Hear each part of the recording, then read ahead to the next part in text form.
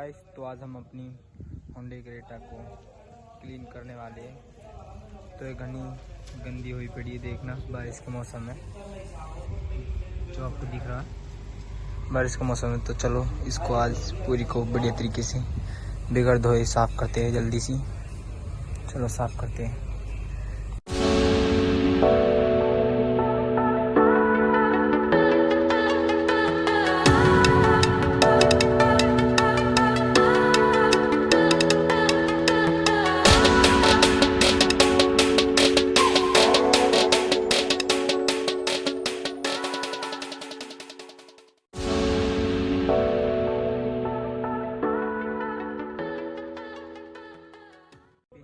कपड़ा मार दिया है तो बस बॉडी पूरी हो गई क्लीन।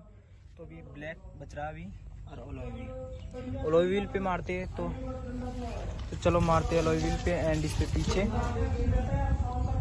तो जल्दी से मारते हैं इस पे अलॉय व्हील पे। देखो कितना डस्ट हुई पड़ी है। तो चलो आपको दिखाते हैं मार के कैसा लगता है।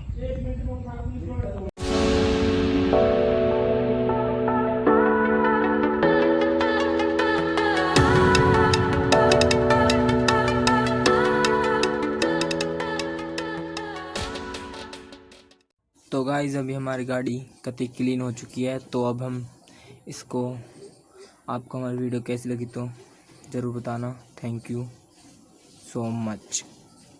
ओके गाइस, हमने अभी इस पे गीला कपड़ा मारा था, तो अब हम इस पे मारेंगे सूखा कपड़ा।